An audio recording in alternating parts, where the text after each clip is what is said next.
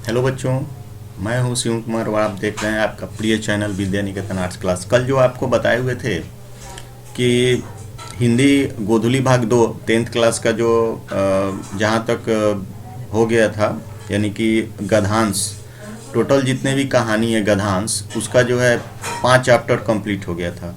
आज 6 चैप्टर का, जो भी 6 चैप्टर से लेकर 12 चैप्टर तक का जो भी ऑब्जेक्टिव है, जो इम्पोर्टेंट है, इस बार 2021 में निश्चित रूप से श्योर पूछे जाएंगे। पिछले साल भी ऐसे ही बोले थे तो टोटल का टोटल वही पूछा हुआ था। तो बीच का भी जो भी है सभी आपको यहाँ पे मतलब कंप्लीट करना होगा, कॉन्सेप्ट क्लियर करना होगा, अन्यथा संभव नहीं है। केवल पीछे का नहीं, बीच का भी पूछेगा। और ये दोनों जो है 1 से लेकर 12 तक का ऑनलाइन जो है एग्ज़ाम, अभी उसका मैं जूम ऐप के माध्यम से आप लोगों से लूँगा, तो आप पूरी तरह से तैयार कर लेंगे 6 से 12 तक का और 1 से 5 तक का जो कल क्लियर हो गया था। तो चलिए हम सभी क्वेश्चन को आगे बढ़ाते हैं, आप लोग ध्यान देंगे और यहाँ पे देखेंगे कि परंपरा का मूल्यांकन जो 6ठा चैप्टर रामविलास शर्मा का लिखा हुआ, यहाँ पूछा हुआ था परंपरा का मूल्यांकन किसकी पुस्तक है ना। यहाँ परंपरा का मूल्यांकन किसकी पुस्तक है जो पहले ही बता दिए थे। यहाँ पर ये जो है यहाँ पे आपको बता दें, ये आपका रामविलास शर्मा का परंपरा का मूल्यांकन किसकी पुस्तक है, रामविलास शर्मा का ना। और ये प्रगतिशील आलोचना का विकास होता है, प्रगतिशील आलोचना का विकास जो होता है यहाँ पे, ये साहित्य की परंपरा का ज्ञान से, यहाँ पर देखिए साहित्य की परंपरा ज्ञान से सभ्यता का हर स्तर क्या नहीं होता, वर्ग युद्ध नहीं होता, ठीक है ना। तो ये जो परंपरा का मूल्यांकन है, इस पे जो है इसके आगे का जो क्वेश्चन है इस पे ध्यान देंगे। आगे का क्वेश्चन जो यहाँ पे हाँ, तो आगे जो इसका जो है ऑब्जेक्टिव है, यहाँ देखेंगे ये जो ऑब्जेक्टिव आपको दिख रहा है ये वाला, तो यहाँ पे देखेंगे ये आगे का ऑब्जेक्टिव है। ऑब्जेक्टिव यहाँ पे आगे का, एक मिनट, हाँ, साहित्य सापेक्ष रूप में क्या होता है ना, साहित्य जो है सापेक्ष रूप में क्या होता है, ठीक है ना। इसको देखेंगे साहित्य सापेक्ष रूप में क्या होता है। तो ये एक मिनट, गलत है, ये गलत है। साहित्य सापेक्ष रूप में क्या होता है तो बता दें, ये स्वाधीन होता है, ठीक है ना, सापेक्ष रूप में स्वाधीन होता है। और एथेंस किस महादेश में, तो कंप्लीट है आपको, एथेंस जो है यूरोप में। उसके बाद बायरन किस भाषा के कवि है, तो यहाँ पर बायरन जो है अंग्रेजी भाषा के कवि हैं। और निराला की साहित्य साधना किसकी कृति है, ये रामविलास शर्मा, ठीक है ना, ये रामविलास शर्मा है ना। तो यहाँ पे आप लोग देखेंगे इसके आगे परंपरा का मूल्यांकन के बाद इसके आगे जो है यहाँ देखेंगे कि, तो आगे जो मैचिंग टेस्ट के बारे में होता है, आज मैचिंग टेस्ट तो ऐसे पूछता नहीं है। यहाँ पर देखेंगे मैचिंग टेस्ट तो पूछता नहीं है, फिर भी जो है यहाँ पे मैचिंग टेस्ट आपके सामने है। ये मैचिंग टेस्ट प्रेमचंद और उनका युग, यहाँ पर देखेंगे मैं यहाँ पर बता दे रहे हैं, मैचिंग टेस्ट तो पूछता नहीं है। सॉरी, ये आ गया, यहाँ हटा देते हैं। हाँ, अब जो है ये मैचिंग टेस्ट पूछता नहीं है, इसको हम देखें प्रेमचंद और उनका युग। यहाँ पर जो है ये किन का लिखा हुआ है, ये रामविलास शर्मा का लिखा हुआ है, ठीक है ना, ये रामविलास शर्मा का लिखा हुआ है। इसको देखेंगे थोड़ा सा कि ये जो है ये, हाँ, तो ये देखें आप लोगों ने प्रेमचंद और उनका युग जो है, आपने देखा कि ये प्रेमचंद और उनका युग जो है, और उसके बाद जो शैली जो है लैटिन कवि है, यहाँ पे बता दें लैटिन कवि है। उसके बाद जो है यहाँ पर 3 का अंग जो है लिखा हुआ है, यहाँ पर शेक्सपियर जो है 3 का अंग होगा, अंग्रेजी का नाटककार हैं। उसके बाद कालिदास तो है, मालूम है, संस्कृत जो है, संस्कृत के बहुत बड़े कवि हैं। और ये जो वर्जिल आपने देखा 5 का जो है ये होगा, 5 का जो है वर्जिल का, सॉरी 5 का जो है, एक मिनट, ओके। तो फिर से देखते हैं थोड़ा सा, ये यहाँ पे प्रॉब्लम ये हो गया था कि यहाँ पे सही से काम नहीं कर रहा था। तो प्रेमचंद का उनका युग जो है रामविलास शर्मा का लिखा हुआ, ठीक है ना। और शैली जो है यहाँ पर देखेंगे, शैली जो है यहाँ पर, पहले जो नहीं आ रहा है उसको क्लियर कर लेते हैं। तो आगे देखिए, ये तो आप देख पा रहे होंगे, ये कालिदास जो हैं संस्कृत के यहाँ पर देख रहे हैं, संस्कृत हो जाएगा। और वर्जिल जो है लैटिन कवि है वर्जिल। उसके बाद शेक्सपियर जो है अंग्रेजी के नाटककार हैं, और रामायण जो है वाल्मीकि का लिखा हुआ है, ठीक है ना। अब आया शैली जो है अंग्रेजी का कवि, यहाँ पे ये हो गया आपके सामने। तो इसको देखेंगे कि ये मैचिंग टेस्ट पूछता नहीं है वैसे भी, फिर भी आप लोग यहाँ देखेंगे प्रेमचंद का युग, रामविलास शर्मा का शैली जो है अंग्रेजी कवि है, शेक्सपियर तो मालूम है अंग्रेजी के नाटककार, कालिदास संस्कृत देख रहे हैं, और वर्जिल जो है यहाँ पर देखेंगे वर्जिल लैटिन कवि है, रामायण जो है वाल्मीकि का लिखा हुआ। ये कंप्लीट जो है आपको समझ में आ गया। यहाँ पर आगे जो है ये बीच का ये पूछता है, इसे मैचिंग टेस्ट पूछता नहीं है, फिर भी जो है इसको आप लोग ध्यान में रखेंगे, चूँकि एक नंबरिया में इसको जो है ऑब्जेक्टिव जो है उसको कंप्लीट करा देता है। अब जो है जित जित मैं निरखत हूँ, यहाँ देखेंगे जित जित मैं निरखत, पंडित बिरजू महाराज का मतलब बहुत बड़े नर्तक थे, उनके बारे में ये बताया गया। जित जित मैं निरखत हूँ, यहाँ जित जित मैं निरखत हूँ पंडित बिरजू महाराज का है ना। तो यहाँ देखेंगे यहाँ पर पहला क्वेश्चन है, और इसको हटाता ये जो है ये हाँ पंडित बिरजू जी महाराज का लिखा हुआ जित जित मैं निरखत हूँ, है ना। एक पंडित बिरजू महाराज जो है क्या थे, तो एक तो ये नर्तक थे, पंडित बिरजू महाराज नर्तक थे, ठीक है ना। बिरजू महाराज का साक्षात्कार किसने लिया था, उनकी शिष्या जो थी रश्मि वाजपेयी, ठीक है ना। पंडित बिरजू महाराज का जन्म कहाँ हुआ था, कंप्लीट है। पंडित बिरजू महाराज का जन्म कहाँ हुआ था, ये लखनऊ में हुआ था, ठीक है ना। पंडित बिरजू महाराज का किस लड़के को डांस सिखाने के लिए मतलब पहले बार क्या कहते हैं, सीताराम बागला, ठीक है ना, सीताराम बागला। इनमें कौन पंडित बिरजू महाराज की शिष्या नहीं थी, सरस्वती थी, दुर्गा थी, रश्मि वाजपेयी थी, लेकिन अनुराधा नहीं थी। पंडित बिरजू महाराज की गुरुवाइन कौन थी, तो उनकी अम्मा ही थी, उनकी माँ, है ना। शंभू महाराज बिरजू महाराज के कौन थे, मालूम है ना, ये चाचा थे उनके, ठीक है ना। बिरजू महाराज के संगीत नाटक अकादमी पुरस्कार कब प्राप्त हुआ, ठीक है ना, ये 1968 में हुआ था, ये आप लोग देखा। अब जो है यहाँ पे आप लोग को आगे जो है इसके आगे इसमें भी कुछ मैचिंग टेस्ट है, इस मैचिंग टेस्ट को भी कंप्लीट कर लेंगे। इसमें जो है वो जी एक नंबरिया का जो है वो ऑब्जेक्टिव जो है, एक नंबर का जो ऑब्जेक्टिव इसमें पूछता है, तो इसको भी देखेंगे ज़रा सा। ये आपका इसमें जफरीन, यहाँ पर देखेंगे जफरीन स्थल उनकी क्या हुआ, जन्म हुआ था, है ना, बसंत पंचमी के ये कुछ दिन पहले ये जो है जफरीन अस्पताल में उनका जो है हुआ था। यहाँ पे एक मिनट इसको हटा देते हैं। हाँ, ये जो है जफरीन अस्पताल में इनका जन्म हुआ था, ये अस्पताल है जफरीन अस्पताल है।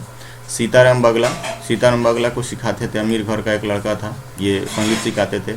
संगीत भारती जो है हिंदुस्तानी म्यूजिक डांस अकादमी के नाम से प्रसिद्ध दिल्ली में, उसका मिकी और अनु बिरजू महाराज के संतान, ये आपको नहीं बताए थे, ऐसे बुक में है मिकी और अनु, ये बिरजू महाराज के संतान, इस पे ध्यान देंगे। बिरजू महाराज के जो बच्चे थे मिकी और अनु। वायरोनिक जो थी, वायरोनिक विदेशी एक शिष्या थी, है ना, विदेश में रहने वाली एक शिष्या थी वायरोनिक, विश्व प्रसिद्ध नर्तक थे, विश्व में इनके कई मतलब चेले रहे हैं शिष्य। शाश्वती बिरजू महाराज की शिष्या थी शाश्वती, जो अभी थोड़ी देर पहले हमने बताया था, उसको देखेंगे। आगे जो है आगे चैप्टर में है आविन्यो जो है आविन्यो जो दक्षिण फ्रांस में मौजूद है, उस जगह में जहाँ पर अशोक वाजपेयी गए हुए थे, जिनको बुलाया गया था फ्रांस सरकार के द्वारा, है ना। तो इसको आप देखेंगे, ये जो है एक मिनट, हाँ, तो आविन्यो जो है यहाँ देखेंगे, आविन्यो दक्षिण फ्रांस में है। रोन नदी कहाँ है, तो यहाँ पर दक्षिण फ्रांस में, ठीक है ना। आविन्यो के रचनाकार कौन है, अशोक वाजपेयी, है ना, अशोक वाजपेयी हैं। अब जो है इसको आगे देखेंगे, आगे है आगे देखते हैं। हाँ, आविन्यो का जो है आगे का देखेंगे, यहाँ आगे का है, यहाँ आगे विलन्नो ल आनियो का अर्थ, यहाँ पर देखेंगे विलन्नो ल आविन्यो का अर्थ होता है, ये बताए हुए हैं। आविन्यो का नया गांव, ठीक है ना। ला सतरुज कहाँ है, ला सतरुज क्या है, ईसाई मठ है, ईसाई मठ है, ये देखेंगे, ये ईसाई मठ है। उसके बाद आंद्रे ब्रेता क्या है, तो एक कवि हैं, ठीक है ना। नदी किनारे भी नदी, यह गद्य काव्य किसकी कृति है, तो यहाँ देखेंगे अशोक वाजपेयी की कृति है ये। शहर अभिसंभावना, ये भी अशोक वाजपेयी का है। कुमार गंधर्व क्या थे, कुमार गंधर्व जो थे, एक मिनट, कुमार गंधर्व जो थे, हाँ तो कुमार गंधर्व जो तो एक ये शास्त्रीय गायक थे। कुमार गंधर्व ये शास्त्रीय गायक थे। उसके बाद अशोक वाजपेयी ला शत्रुज कितने दिन, 19 दिन रहे थे, ठीक है ना। ये ला शत्रुज 19 दिन तक ये वहाँ पर बिताए अपना, वहाँ पर जा कर के बहुत सारे गद्य लिखे थे, बहुत सारे पद लिखे थे, और ये जो है वहाँ 19 दिन। इसके बाद जो है मछली शीर्षक कहानी, मछली शीर्षक में आप लोग देखेंगे, मछली में ये आप लोग अशोक वाजपेयी का यहाँ भी मछली शीर्षक कहानी का जो है यहाँ देखेंगे।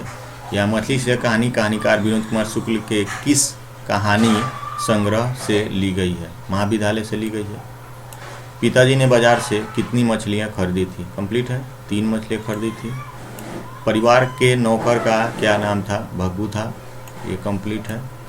नरेन कौन था, ये सोचना बड़ा दिक्कत है, पूरा पढ़ लेने के बाद भी आपको पता नहीं चलेगा कि नरेन कौन था। आप एक बार पढ़िएगा मछली शीर्षक कहानी, जिसमें पता नहीं चलेगा कि नरेन कौन था, है ना, लेकिन ये दीदी का प्रेमी था, ठीक है ना। मोहरा क्या है, मोहरा एक नदी है, ठीक है ना, उसमें दिया हुआ है। कहानीकार के छोटे भाई का नाम क्या था, संतु, ठीक है ना। उसके बाद जो है किसको घर में मछली गोश्त बनाना अच्छा नहीं लगता था, माँ को, ठीक है ना। ये जो है ये आप लोग देखेंगे।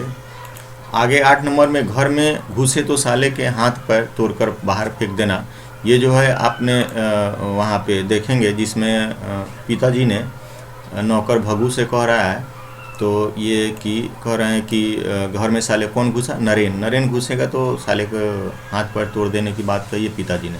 संतु मछली को लेकर क्यों भागा, बेचने के लिए नहीं, काटने के लिए नहीं, खाने के लिए नहीं, कुएं में डालने के लिए, ताकि कुएं में डालकर बड़ी करनी थी उनको। पिताजी ने किसको मारा था, दीदी को मारा था, बहुत मारा था।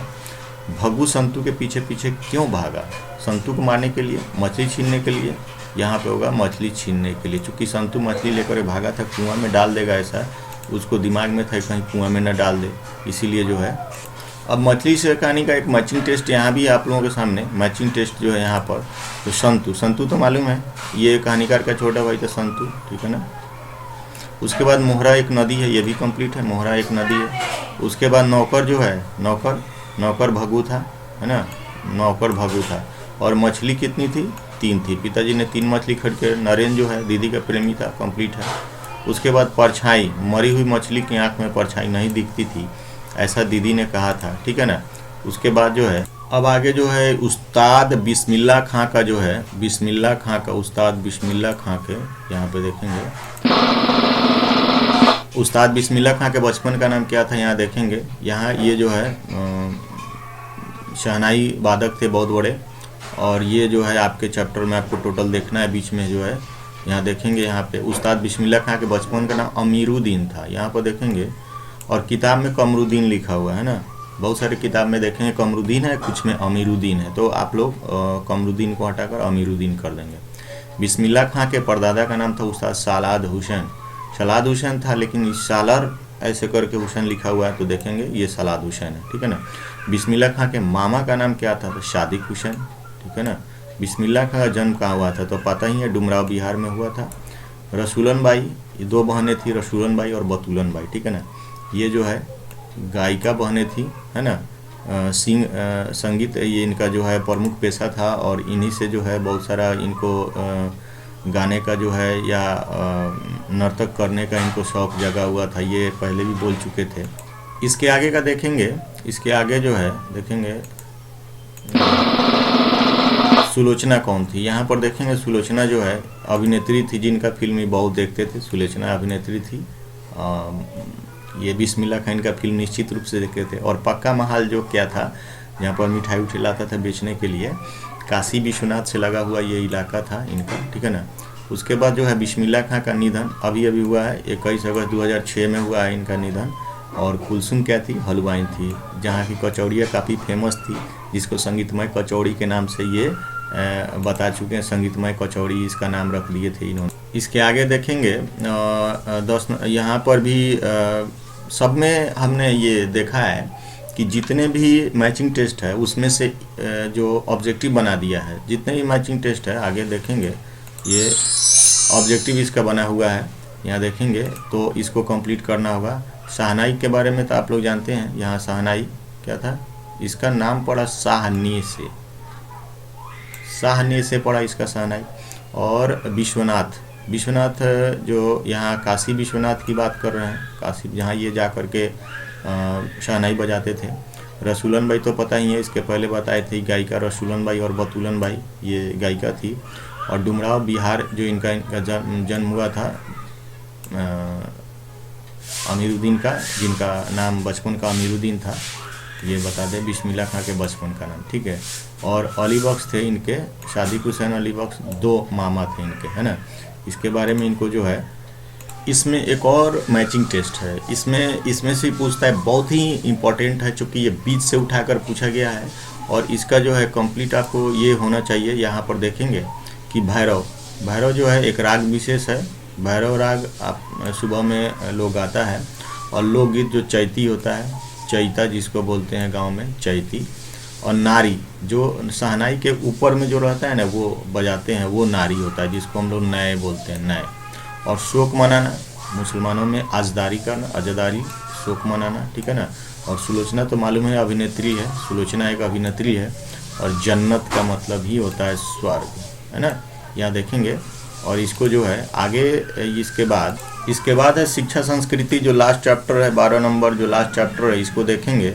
यहाँ पे ये इसके बाद जो है लास्ट चैप्टर शिक्षा और संस्कृति महात्मा गांधी का जो है, यहाँ पर देखेंगे महात्मा गांधी का लिखा हुआ सत्य के साथ मेरे प्रयोग, किसका लिखा हुआ है तो आप लोगों को पता है महात्मा गांधी का लिखा हुआ है। उसके बाद हिंद स्वराज के रचनाकार कौन है, महात्मा गांधी है। उसके बाद हरिजन के संपादक कौन थे, ये महात्मा गांधी। अहिंसा दिवस तो मालूम है 2 अक्टूबर को अहिंसा दिवस।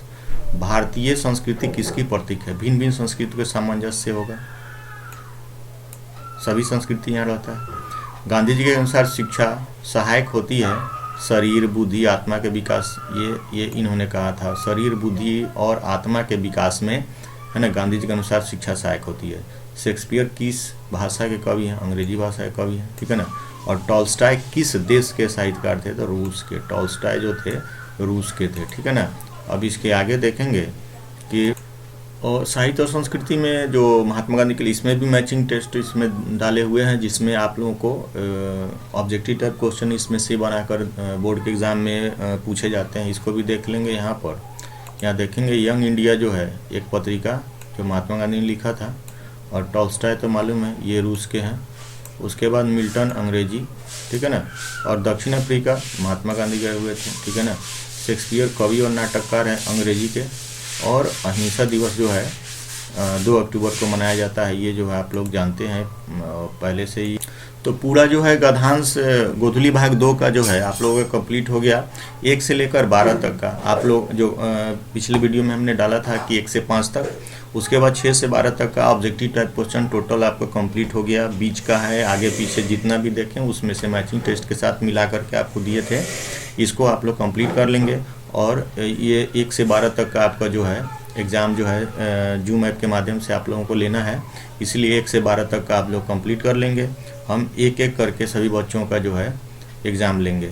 वैसे सभी का आईडी क्रिएट कर दिए हैं, लगभग 300 बच्चे जो है जिनको आईडी मिल चुका है, जिनको अभी तक नहीं मिला है संपर्क करेंगे और वो लगभग सभी को दिया गया है, तो आप लोग ध्यान देंगे इसको। चलिए, तो बेस्ट विशेष के साथ इसको ध्यान से रखें और ये घर बैठे जो है बहुत ही अच्छी तरह से आप लोग इसका बने। और दूसरी बात है कि जो अभी तक सब्सक्राइब नहीं किए हैं उसको जल्द से जल्द सब्सक्राइब कर लें, नोटिफिकेशन मिलता रहेगा।